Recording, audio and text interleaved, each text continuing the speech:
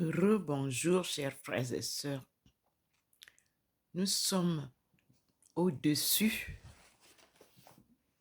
du groupe de Saint-Joseph, mes défunts enfants.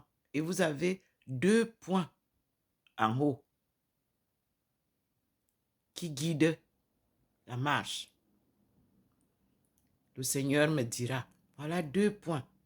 Au lieu d'un seul point comme d'habitude, nous avons maintenant 2 points.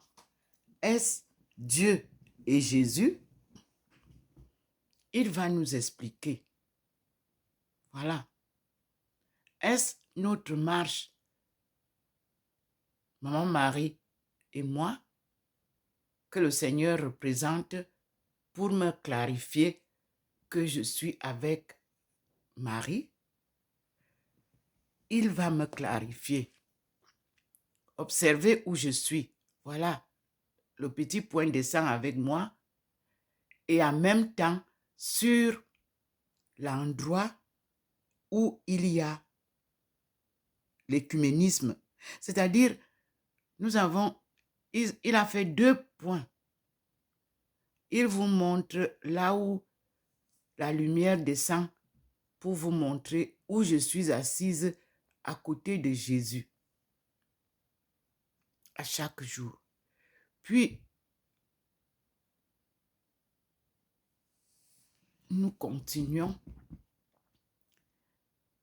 avec la lumière divine. Voyez comment elle vient. Et nous sommes 2. Il y a 2 lumières. Donc, les 2 lumières, soit les 2 points me représentent les 2, je ne sais pas, encore, il faut que, parce qu'il y a un point qui vient descendre avec moi, là où je suis à côté de Marie, et l'autre point sur la table, la chaire écuménique. Ok, je comprends maintenant. Nous continuons. Nous sommes là avec Maman Marie et nous avançons. À la chaire écuménique, vous savez bien que notre travail est bien détaillé en tant que carmélite.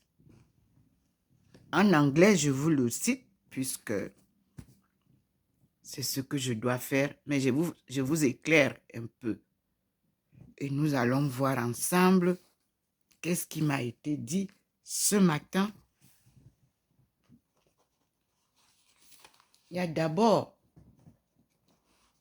le rosaire, notre prière. Méditez le rosaire avec Jean-Paul II. L'annonciation, c'est Ésaïe 9, versets 1 à 6. Ésaïe 11, versets 1 à 9. Ésaïe 62, versets 1 à 7. Sophonie 3, versets 14 à 15. Et Matthieu 1, versets 20 à 25. Et enfin, Luc 1, versets 6 à 36. Et le fruit de ce mystère, c'est la foi et l'humilité. Je m'assieds proprement je pose le téléphone pour bien lire.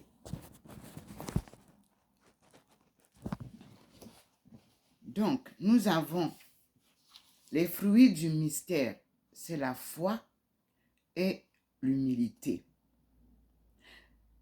La réponse, entre guillemets, la réponse de Marie, comme celle de toute autre personne, n'est pas une réponse autonome, mais un don de Dieu.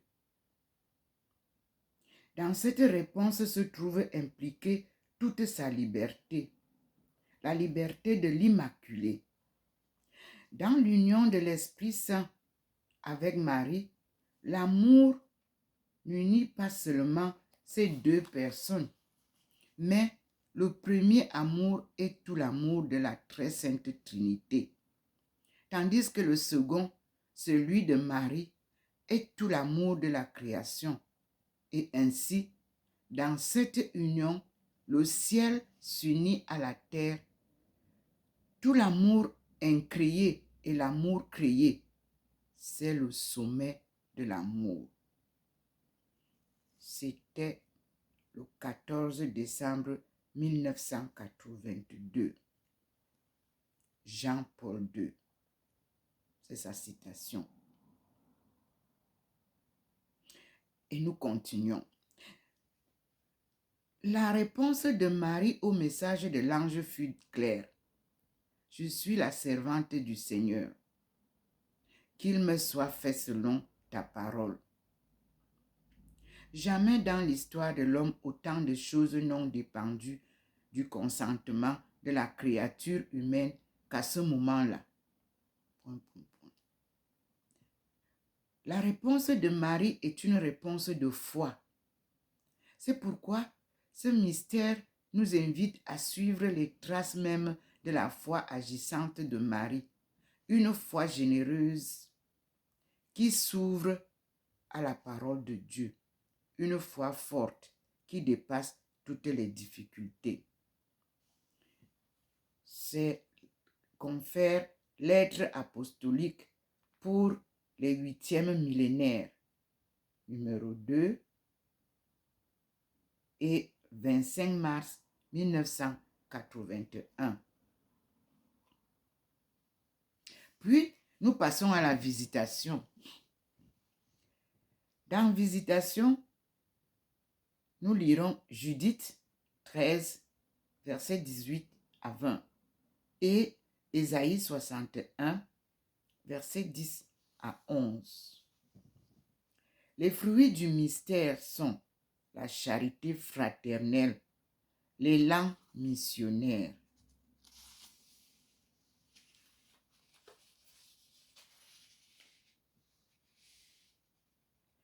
Et je cite, « Aussitôt après le récit de l'Annonciation, l'évangéliste Luc nous conduit sur les pas de la Vierge de Nazareth vers une ville de Juda. » Lire Luc 1, verset 39. Fermez les guillemets. Marie, il alla en toute hâte pour rendre visite à Élisabeth. Marie, poussée par la charité, se rend donc dans la maison de sa parente. Ici, c'est confère encyclique, entre guillemets, Redemptoris Mater, numéro 13. Dans l'épisode de la Visitation, Saint Luc montre comment la grâce de l'incarnation, après avoir enveloppé Marie, apporte le salut et la joie dans la maison d'Élisabeth. Le Sauveur des hommes, présent dans le sein de sa mère, diffuse l'Esprit Saint en se manifestant dès le début de sa venue dans le monde. En décrivant le départ de Marie pour la Judée, l'évangéliste utilise le verbe anistémie, entre guillemets, qui signifie se lever, se mettre en mouvement. Étant donné que ce verbe est utilisé dans les évangiles pour indiquer la résurrection de Jésus, Marc chapitre 8, verset 31, chapitre 9, verset 9, chapitre 31, Luc 24, chapitre 7 et Luc 46, ou des actions matérielles qui comportent un élan spirituel, Luc 5, verset 27 à 28, Luc 15, verset 18 et Luc 20.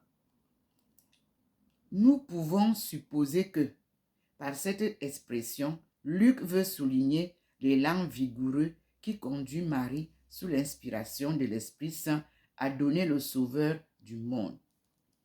Le texte évangélique rapporte également que Marie accomplit le voyage en toute hâte. Luc chapitre 1 verset 39.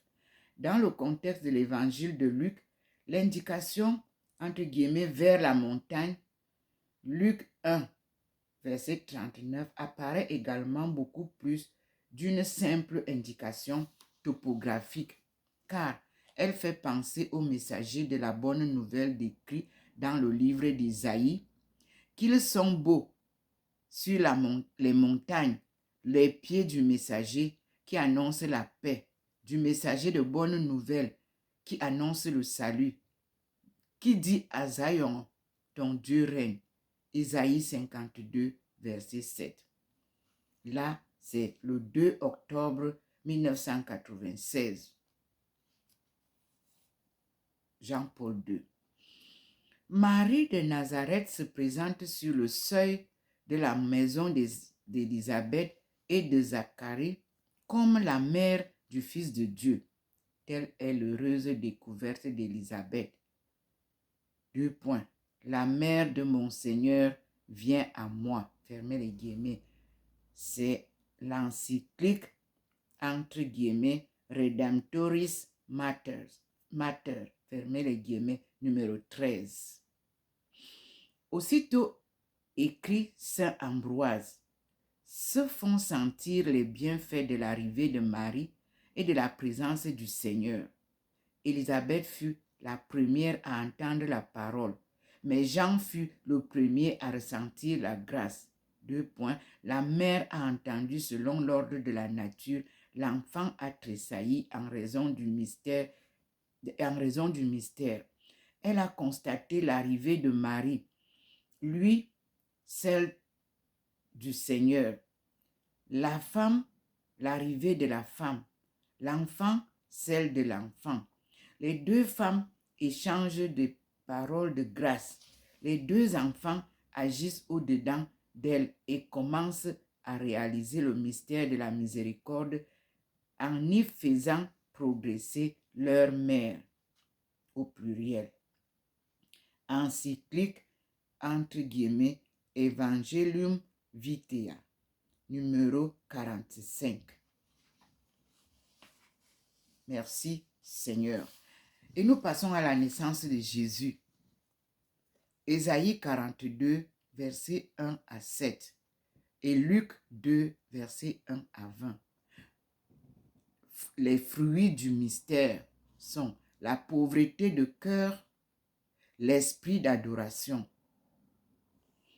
À toi, non, ô toi, que rien ne peut contenir, toi sur qui le Père éternel se penche et dit, tu es mon fils, aujourd'hui je t'ai engendré, t'embrassant ainsi éternellement dans le mystère insondable de la divinité. Ô toi, que rien ne peut contenir, toi sur qui ta mère terrestre se penche et dit, 2 points, tu es mon fils, moi, dans ma pauvreté, je t'ai donné le jour par mon obéissance à l'Esprit Saint. Ton nom est Jésus, Dieu qui sauve.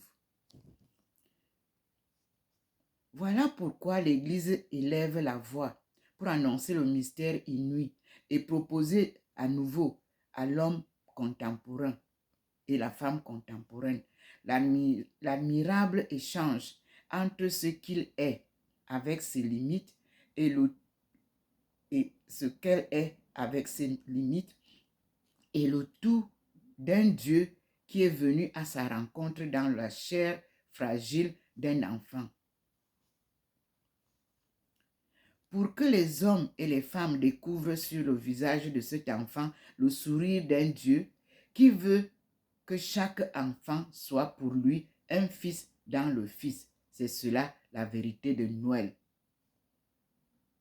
Confère 25 décembre 1988.